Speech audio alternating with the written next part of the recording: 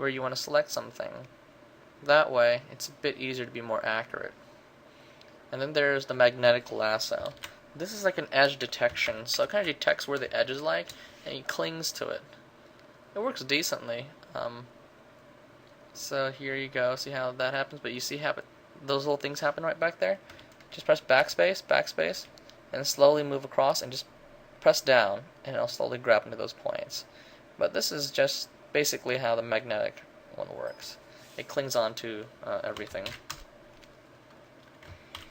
Alright, this is your magic wand. This basically selects every single thing with a similar color.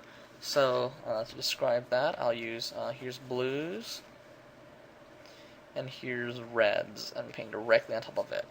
If I use my magic wand, I can select just the red or just the blue. It grabs every color that's similar to it and allows me to select that. And I can move just that around. Of course, not perfect. You still see some blue outlines here, but it does most of your work for you.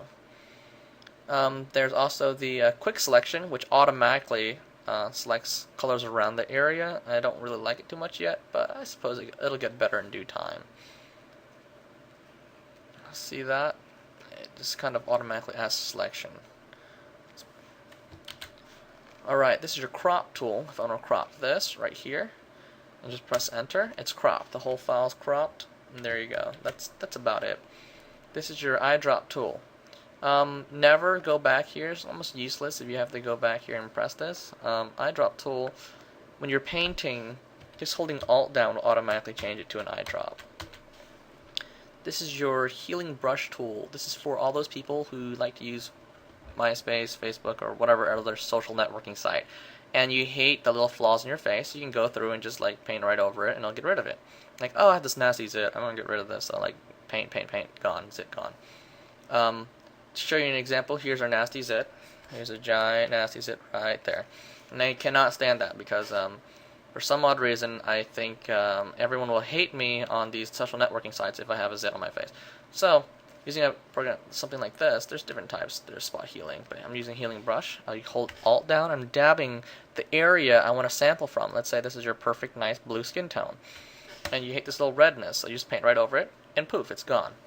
It automatically heals those areas. You can see how it acts around these areas. It tries to blend the area around.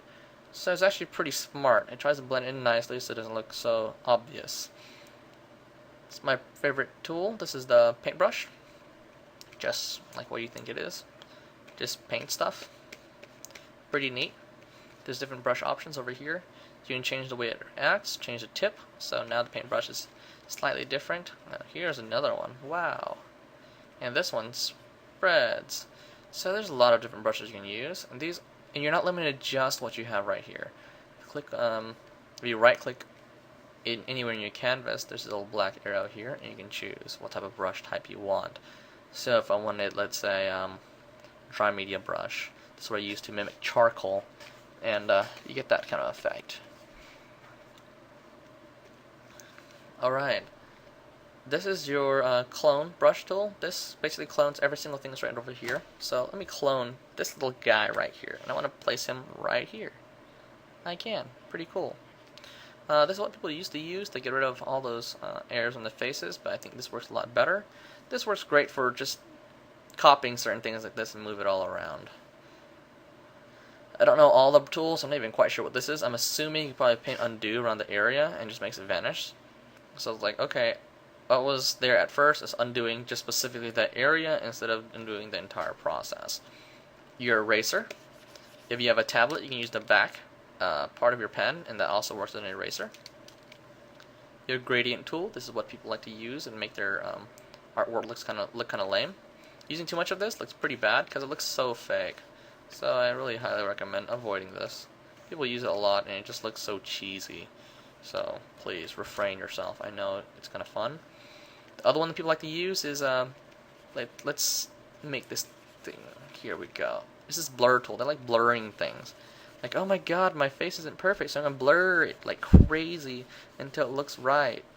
And then the other tool they like to use is smudge. They'll smudge everything. It's like, oh my god.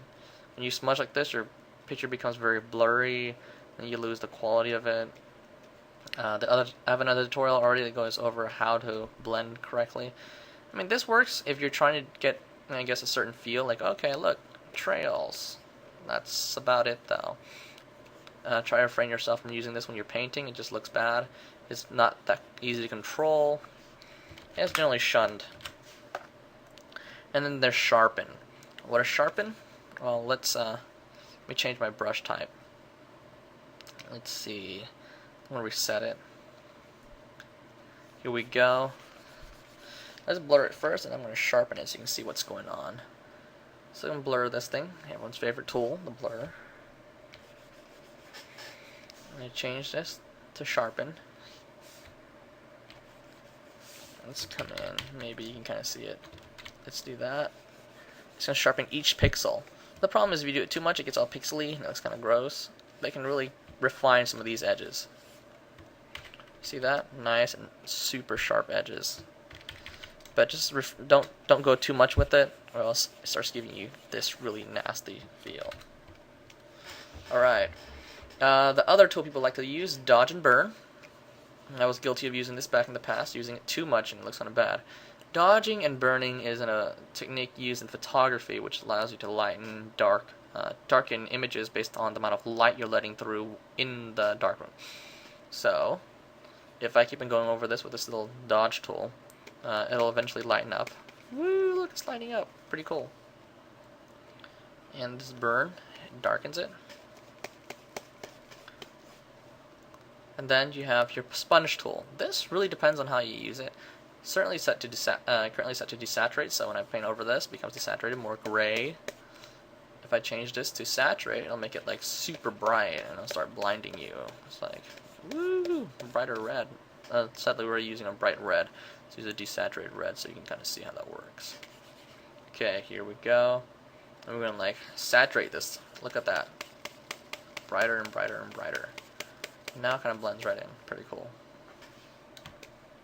Alright. Enough of those basic tools. There's also the pen tool. This, for you Illustrator people, is your best friend. It allows you to make perfect curves. So there you go. This is easier for if you're using a mouse and you have trouble, drawing some of these lines. The pen tool is great. This basically makes a stroke, and you can right click on any of these and you can stroke some of these.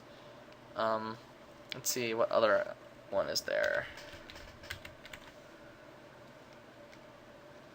Alright, let's just stroke this path with a brush. Boom, I stroked it with a giant brush because my brush is massive. Let's shrink that. Right click on this, stroke path, bam. Now I have that. I have a path in here, I can get rid of my path, I don't like it anymore, and poof. There you go, I just made a stroke based on that. You can fill it too if you wanted to. I just chose not to. There's text, I'm pretty sure you guys can figure out what this is. You click on this, you can type stuff. Type stuff. Oops. I suck. There you go, type stuff. It's currently a text layer, so you can always go back and change the way it looks, change the font size, make it bigger, change the way it is. And if you're done and you don't want to change your typing anymore, you can always go here, right click, and rasterize your whole layer. So if I rasterize this, now I can just paint over it and edit however I please. This is like a direct selection. You make lines, these rotate, zoom,